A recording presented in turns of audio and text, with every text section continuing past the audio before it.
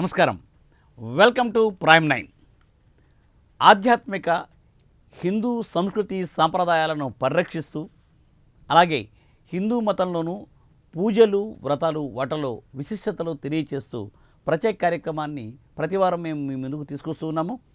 మరి ఈ వారం ఈ కార్యక్రమంలో మనం ఆల్రెడీ ఇంతవరకు పూజోపచారాలు తీర్థం ఎలా స్వీకరించాలి ఎట్లాగా మనము ఆ విధి విధానాలు అనేది తెలుసుకోవడం జరిగింది.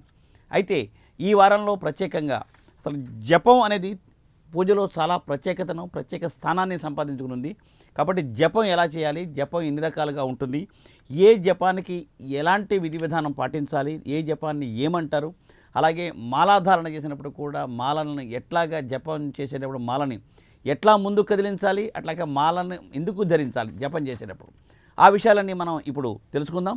దీనికోసం ఈరోజు మన స్టూడియోకి విచ్చేస్తున్నారు బ్రహ్మశ్రీ చల్లా శ్రీనివాస్ శర్మ గురువు గారు. నమస్కారం గురుగారు. నమస్కారం అండి. గురువుగారు ఆస్థాన సిద్ధాంతి, అమ్మలగన్న అమ్మ మూల పుట్టమ్మ, శ్రీ దుర్గా అమ్మవారి సన్నిధానంలో శ్రీ దుర్గా మల్లేశ్వర స్వామి వారి దేవస్థానంలో గురువుగారు ఆస్థాన సిద్ధాంతిగా పనిచేస్తూ ఉన్నారు. సో శ్రీ శ్రీనివాస్ శర్మ గారిని అడిగి మనము ఈరోజు అసలు జప విధానం ఏంటి, మిగిలిన విషయాలన్నీ కూడా ఇప్పుడు తెలుసుకుందాం.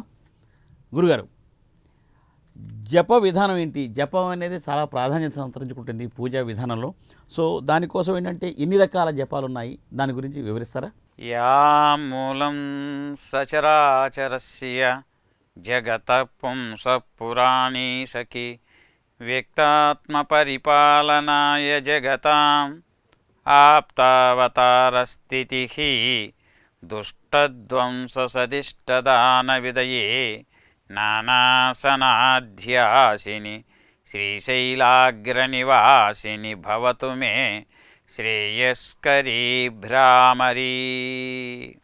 ఓం శ్రీమాత్రే నమః. శ్రీమాత్రే నమః. మనకి ఈ జప విధానంలో ముఖ్యముగా మూడు విధానాలు చెప్పబడ్డాయి. మూడు విధానాలు వాచికశ్చ ఉపాంశుశ్చ మానస త్రివిధః స్మృతః త్రయాణం జపయజ్ఞానాం శ్రేయానస్యాదుత్తరోత్తరం అని నృసింహ పురాణంలో చెప్పబడింది. నృసింహ పురాణంలో చెప్పబడింది. ముఖ్యంగా జపం ఈ మూడు విధానాల్లో ఒకటి వాచికము, రెండు ఉపాంశువు, మూడు మానసికము. ఇవి మూడు విధాలు. ఈ మూడు విధములలో ముందుగా వాచకము తీసుకున్నట్లయితే బయటకి వినిపించే విధంగా చెబుతూ చేసేటటువంటి జపాన్ని వాచికము అంటాం. ఓకే, బయటకి ఉచ్చరిస్తూ గురుగారు. తర్వాత ఉపాంశువు అంటే బయటికి ఎవరికి వినిపించకుండా పెదాలు మాత్రమే కదుపుతూ నాలికని లోపల కదుపుతూ చేసేటటువంటి ఈ జపాన్ని ఉపాంశువు అని పిలువబడుతుంది. అవును, కొంతమంది అలా చేస్తుంటారు, చూసామండి. అవును. అలానే మానసిక జపం అంటుంది. అంటే పెదవులు మాత్రమే కదుపుతాం, కానీ లోపల చేసే జపాన్ని మాత్రం మానసిక జపం అంటారు. పెదలు మాత్రమే కదలపకుండా, అంటే అసలు పెదాలని కదిలిచ్చే పనే ఉండదు, లోపలనే మానసికంగా ధ్యానం చేస్తాం. దీన్ని మనము మానసిక జపం అని చెప్పి, అంటే ఎంతైతే సంఖ్య ఓం శ్రీరామ ఉందనుకో మనసుతోటే రామ అని అనేసేస్తాం. అలా చేసేటువంటి దాన్ని మానసిక జపం అని చెప్పి ఈ మూడు విధాలు మనకు ముఖ్యంగా చెప్పబడేటువంటి. అయితే ప్రత్యేకంగా గురుగారు ఇప్పుడు వాచికం, ఉపాంశువు, మానసికం అని మూడు విధానాలని చెప్పున్నారు. సో ఈ మూడిట్లో ఏది శ్రేష్టం? మనకి ఈ మూడిట్లో వాచక జపము కంటే ఉపాంశువు జపం అనేటటువంటిది శ్రేష్టం చెప్పబడింది. అదేవిధంగా ఉపాంశువు జపం కంటే కూడా మానసిక జపము మరింత శ్రేష్టం అని చెప్పి చెప్పబడుతూ ఉన్నది మనకి. అయితే ఈ జపమును వచ్చేసరికల్లా మనము చందనంతో, అక్షతలతో, పుష్పములతో, ధాన్యముతో, చేతి వ్రేళ్లతో, కనుపులతో కానీ మట్టితో కానీ ఈ జపాన్ని లెక్కించరాదు. ఆహాహా. అంటే కనుపులతో లెక్క చేయకూడదు. కోసం మనము చేసేటటువంటివి అలా చేయకూడదు. చేయకూడదు. చేయకూడదు అంటే వీటికి చేయటానికి చెప్పబడ్డాయి. మనం జపము లెక్కించటానికి చేయవలసినటువంటి పద్ధతులు కొన్ని మనకు చెప్పబడ్డాయి. లక్క, దర్భ, సింధూరము, ఎండిన ఆవు పేడ మిశ్రమముతో ఇంతంత గోళీలుగా తయారు చేసుకొని, మనము రుద్రాక్ష మాలలాగా గుండ్రంగా ఎలా ఉంటాయో చిన్న చిన్న మాలలు తులసి అలా మాల ఇంతంతవి తయారు చేసుకోవాలి. జనరల్గా కొంతమంది జపం చేయడానికి 4 బియ్య గింజలు పెట్టుకొని ఒక మాల తిప్పగానే ఒకటి ఇలా ఇది ఉంటుంది. అలా అట్లా చేయకూడదని భావన. అందుకని ఇలా ఈ విధంగా చేయాలని చెప్పబడుతూ ఉంది. అయితే ఈ జపమాలతో సంఖ్యను లెక్కించాలి. అయితే గురుగారు, అంటే ఇది లక్క, అలాగే ఏంటంటే దర్భ వాటితోటి కదా, సింధూరము, ఎండిన ఆవు పేడ మిశ్రమాలతో గోళీలుగా తయారు చేసుకోవాలి. ఓకే. తీసుకుని వాటితోటే లెక్క పెట్టుకోవాలి. సర్వశ్రేష్ఠ జప లెక్క అని. అది సంతోషం. అయితే జపమాలతో సంఖ్యని లెక్కించవచ్చు. అలా కాకుండా ఇంకోటి కూడా జపమాలతో కూడా ప్రత్యామ్నాయం. తర్వాత ఇంకొకటి అలా అయినా చేయవచ్చు లెక్క పెట్టుకొని. లేదా జపమాల అనేటటువంటిది ఒక కొలికి పూసతో ఉండేటువంటి 108 పూసలు, ఇట్లా 108 పూసలు తులసి పూసలతో చేసినట్టు ఒక జపమాలలు ఉంటాయి. ఆ జపమాలను తీసుకొని దాంతో ఇది ఈ జపమాలను చేసేటప్పుడు మనకి బయటికి కనిపించకుండా ఈ జపమాలని వస్త్రంతో కప్పబడి, అవునండి, అవును, అదే విధంగా మాలని ఈ అరచేతితో కప్పబడి. ఓకే. అంటే మాల ఇక్కడ తిరుగుతుంటుంది, ఇక్కడ ఉంటుంది కాబట్టి ఇక్కడ బయటికి మాల ఇక్కడ కనబడదు. అంతే కదా, కనబడదు కదా. ఇటు నుంచి ఇటు దాన్ని తీసుకోవాలి. చేసినట్లయితే మాల ఆ విధంగా ఈ వేరి మీదుగా బ్రొటనవేలుతో అంగుష్టంతో తిప్పుతూ ఉండాలి. ఓకే. ఈ విధంగా జపం చేయాలి. ఇలా చేస్తున్న తర్వాత కొలికి పూస దగ్గరకు వచ్చేసరికల్లా ఏం చేయాలంటే మళ్ళీ దాన్ని వెనక్కి తిప్పి మళ్ళీ అక్కడి నుంచే మళ్ళీ మొదటి నుంచే స్టార్టింగ్ అక్కడి నుంచే తిరిగి రావాలి. అంటే ఎక్కడ మొదలు పెట్టామో మళ్ళీ అక్కడి నుంచే రావాలి, మళ్ళీ కొలికి పూస వరకు. అంతే. అంతేగాని దీన్ని కొలికి పూసని దాటి చేయకూడదు, మళ్ళీ తిరిగి అక్కడి నుంచే స్టార్ట్ చేయకూడదు. అందుకని దీని వెనక వైపుకి మళ్ళీ ఇలా తిప్పేసుకొని మళ్ళీ మొదటి నుంచి తీసుకోమంట. ఓకే. అలా జపాన్ని చేయాలి. ఒక ఆవర్తం పూర్తయిన తర్వాత పూర్తి అవ్వటానికి కొలికి పూస అడ్డం వస్తుంది కదా. అవునండి. ఆ వచ్చినప్పుడు సంకేతం. దాన్ని అలా తిప్పుకొని చేయాలి. అందుకని దాన్ని మేరుపూస అంటాం. ఆ మేరుపూసని దాటిపోకుండా చూడాలి. మేరుపూస రాగానే మళ్ళీ దాన్ని వెనక్కి తీసుకుని చేయాలి తప్ప ఇంకో విధంగా దాన్ని దాటి చేయకూడదు. దానివల్ల అయితే నిష్ఫల ప్రయోజనము, దానివల్ల ఫలితము ఉండదు దాటి కనుక చేసుకున్నట్లయితే. గురుగారు, ఇక్కడ ఒక చిన్న సందేహం. అంటే ఈ తులసి పూసలు శ్రేష్టమా అట్లా ఏమైనా ఉంటుందా? కొంతమంది అయినా స్ఫటికాలు అట్లా కూడా స్ఫటికంతో చేయవచ్చు, పగడాలతో చేయవచ్చు. మనకు చెప్పబడినది స్ఫటికం అన్నిటికంటే శ్రేష్టము. స్ఫటికము అంటే ఇవి దేవతలకు సంబంధించి కొన్ని చెప్పబడ్డాయి. శివునికి రుద్రాక్షతో అని చెప్పబడింది, గణపతికి కానీ శివునికి కానీ. అట్లానే విష్ణు సంబంధమైనటువంటి తులసిమాలతోనూ అట్లా చెప్పబడింది.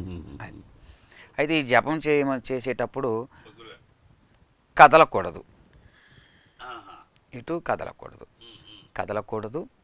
కదలకుండా చేయాలి. మాల కూడా జపం చేసేటప్పుడు ఊగకూడదు, మాల ఊగకూడదు.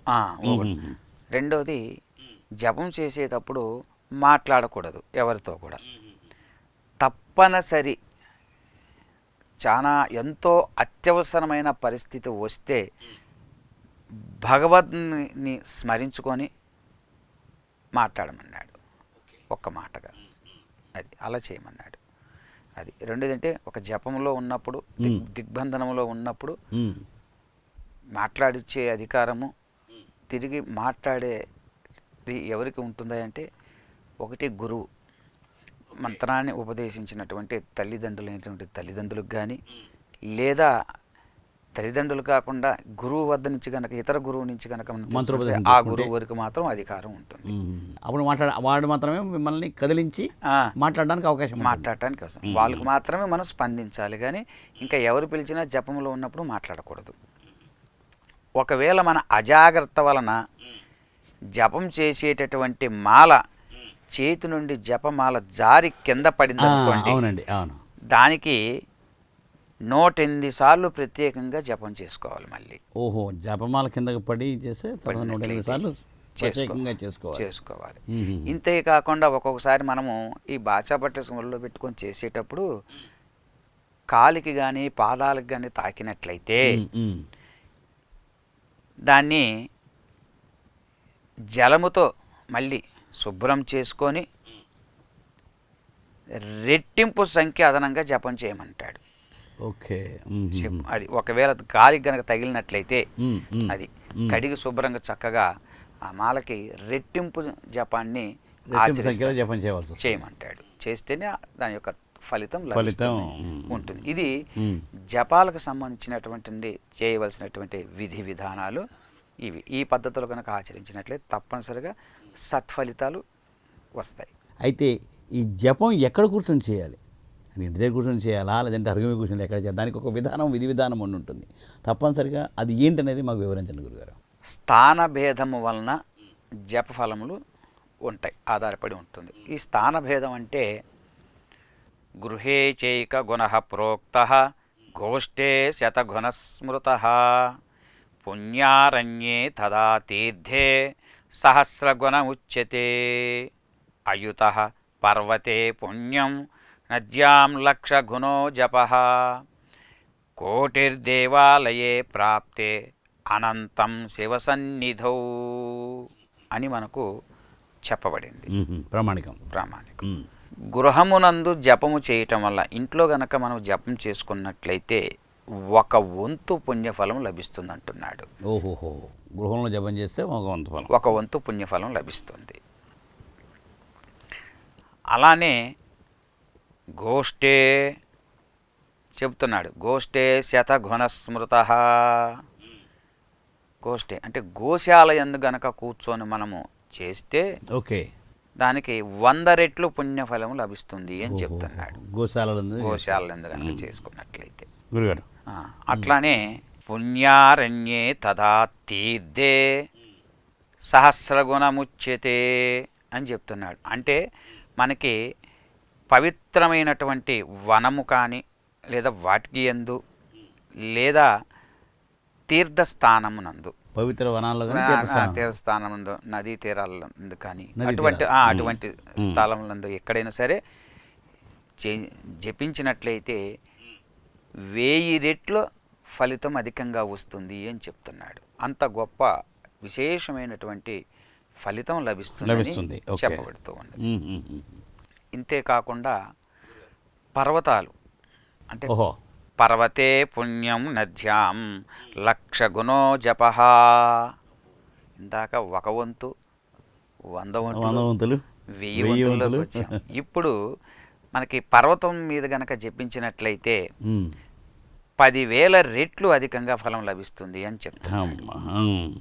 అందువల్ల ఏంటంటే అప్పుడు రోజుల్లో మునీశ్వరులు కూడా హిమాలయాల్లో చేయడము, అలాగే తప్పనిసరిగా చేయడం అనేది అనుకుంటాం. ఆ స్వామీజీ వారు హిమాలయాల్లో జపం చేసి వచ్చాడట్రా, మంచి బాగా చెప్తున్నారు, అతను వాక్ ఫలిస్తుందిరా అని అందరూ వెళ్తూ ఉంటారు ఆశ్రమం. అదేవిధంగా నదీ తీరమునందు గనక జపించినచో 1,00,000 రెట్లు అధికంగా ఫలం లభిస్తుంది అని చెప్తున్నారు. నదీ తీరంలో. దేవాలయములందు జపించినచో 1,00,00,000 రెట్లు అధికంగా ఫలం లభిస్తుంది అంటున్నారు. దేవాలయాల్లో గనక, ప్రసిద్ధ పుణ్యక్షేత్రాల్లో కానివ్వండి. అయితే ఇంకొకటి చెప్పబడింది, ప్రతిష్ఠిత.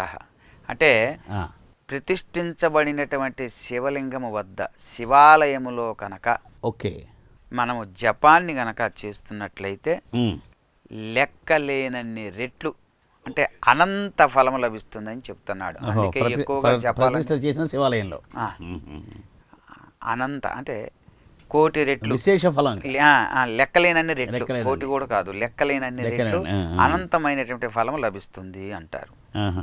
కాబట్టి ఈ విధంగా మనము జపాల్ని ఆయా మన పరిస్థితికి బట్టి మనము అనుగుణంగా మనము ఆచరించినట్లయితే ఈ విధమైనటువంటి ఫలితాలని మనము పొందవచ్చు. అదే సార్, అంటే ఇదివరకు రోజుల్లో కూడా కొంతమంది మామూలుగా అంటే వృక్షాల కింద కూడా చేయడం అలా కూడా దానికి దీంట్లో ఏమైనా ఉందా, దాని ప్రాశస్త్యం అట్లా ఉంటుందా? అట్లా ఏమీ లేదు, అట్లా ఏమీ చెప్పబడలేదు. అది ప్రామాణికంగా కాదు. ఓకే, సరే సార్. మరి జపం చేస్తాం, జపం చేస్తే ఎన్ని చేసాం, 1000 చేసామా, 100 చేసామా, 20 చేసామా, 30 చేసామా, అది తెలియడం కోసం ఏంటంటే మనకు కూడా మాలాధారణ చేసి, ఇందాక మీరు చెప్పడం జరిగింది, మాలాధారణ చేసి మాలలో ఎలాగ చేయాలని చెప్పి, ఆ మాల అనేది ఏది శ్రేష్టం, అసలు మాలావందనం అంటే ఏంటి? మనం జపం చేయటానికి ముందుగా జపమాలకి ముందుగా వందనం చేసుకోవాలి. ఏ మాలతో అయితే మనం ఏ మాలతో జపించబోతున్నామో చేసామో ఆ మాలతో. ఆ మాలకి ప్రార్థన చేయాలి. ఓం మాం మాలే మహామాయే సర్వశక్తి స్వరూపిణి అనే శ్లోకాన్ని చెప్పుకొని చదివి ఆ తర్వాత ఆ జపమాలతో జపాన్ని ప్రారంభించాలి. ఓకే. ఇది నియమం. అట్లానే కరమాల అంటే అంగుళ్యాగ్రము చేత యజ్ఞప్తం యజ్ఞప్తం మేరులంఘనాత్ అని శ్లోకం చెప్పి వ్రేల అగ్రభాగం యొక్క కనుపుల గీతలను మేరువును ఉల్లంఘించి చేయబడినటువంటి జపము నిష్ఫలము అని చెప్తున్నాడు. ఓ, ఈ కణుపులతో చేసింది నిష్ఫలం. ఓకే. కాబట్టి మనం ఆ విధంగానే చేయాలి. ఇవి లెక్క కట్టుకోవడానికి వేరే విధానాలకి అన్నిటికీ కాదు, వీటికి మాత్రం తప్పనిసరిగా మనము ఆ జపమాలకే మాలే ఆ శ్లోకాన్ని చెప్పుకొని మాలకి ప్రార్థన చేసి ఇక ఆ మాలతో జపాన్ని ప్రారంభం చేయాలి. అటువంటిది శ్రేష్టమైనటువంటిది. ఈ విధంగా మనకి జప విధి విధానాలు అది. ఈ జప విధానాల్లో కూడా జపించడం కామ్యం కోసం, కామ్యం, అవునవును, మనం కోరికల నిమిత్తమై చేసేటువంటి జపాలు, అట్లానే మనము మోక్ష సిద్ధి కోసం సొంతంగా చేసుకునేటటువంటివి, ఇట్లా విధి రకాలు ఉన్నాయి. ఓకే. అందుకని ఎక్కువగా నవగ్రహాలకి ఎవరికైనా జాతక పరిశీలన ప్రకారం తీసుకున్నట్లయితే ఈ రాహుగ్రహానికి శుక్రగ్రహానికి బాగలేదని చెప్పి వాటికి జపాలు చేస్తూ ఉంటారు. అటువంటి వాటికి సంబంధించినటువంటి జపాలు ఏవైనా ఉంటే ఇవన్నీ కోరికలు కోసం, మనకి ఈ పనులు నెరవేరటం కోసం చేసేటటువంటి వాటి కోసం, గ్రహపీడలు తొలగడం కోసం చేస్తాం. ఇంకా కొంతమంది కొన్ని దేవతల మూలమంత్రాలతో ఓకే ఆయా కామ్యాల కోసం వాటి సంబంధమైనటువంటి కోరికల్ని నివృత్తి చేసుకోవటం కోసం, ఫలించటం కోసం వారు ఆయా దేవతారాధన చేసేటువంటి జపాలు కొన్ని ఉంటాయి. అవి మూల మంత్రానికి సంబంధించినవి కాబట్టి వాటికి సంబంధించినవి మనం మూల మంత్రాలు ఉచ్చరించకూడదు. అదేవిధంగా కొంతమంది భగవంతునికి ఈ భూమి మీద చేసినటువంటి కర్మలన్నీ తొలగించుకొని చేసేటటువంటివి భగవంతునిలో ఐక్యత కోసం, సాధన ఐక్యత కోసం, మోక్షాన్ని పొందాలని, సిద్ధి పొందాలనేటటువంటి తపనతో చక్కగా వారు చేసుకునేటటువంటి ఉంటాయి. జపం చక్కగా వారు మానసికంగా ఇందాక చెప్పుకున్నాం, అవునండి, జపాన్ని చేసుకుంటూ ఉంటారు వీరు చక్కగా. అటువంటివి ఈ విధానాలు చెప్పబడ్డాయి.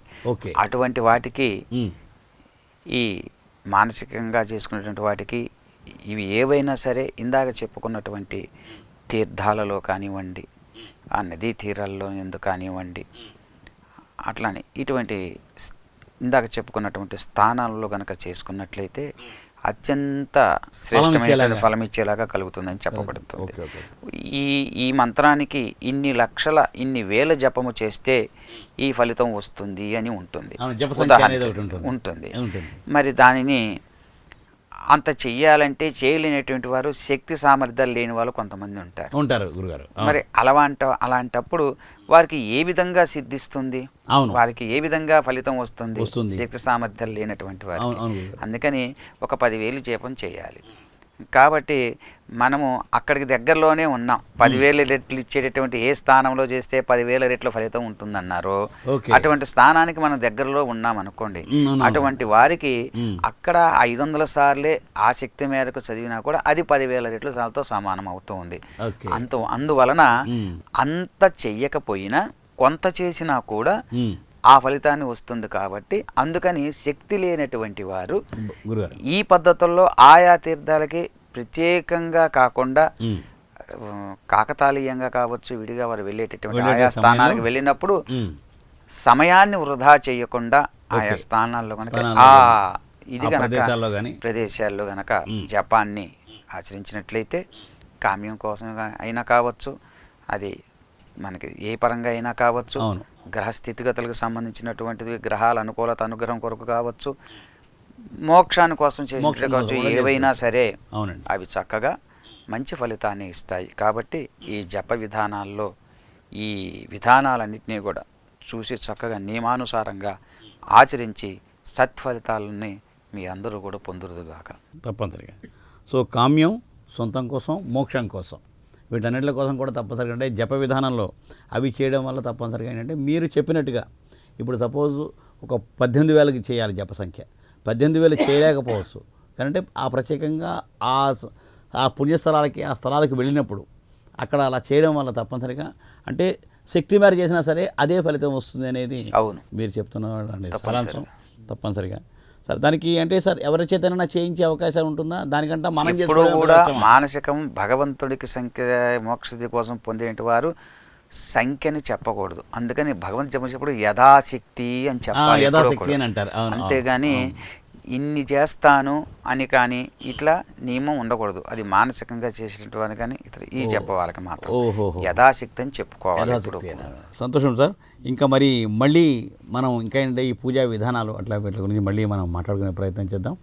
సో చూశారు కదా జపం ఎలా చేయాలి, అలాగే అంటే జపం ఎక్కడ కూర్చొని చేస్తే శ్రేష్టం, మాలధారణ ఎలా చేయాలి, మాలధారణలో మాలలతో జపం ఎట్లా చేయాలి, అట్లాగే అంటే చేతిలో ఎలా చేసినప్పుడు కూడా దానికి చేయొచ్చా చేయకూడదా అనేక ఆసక్తికరమైన అంశాలని శ్రీనివాస శర్మ గారు మనకు చెప్పడం జరిగింది.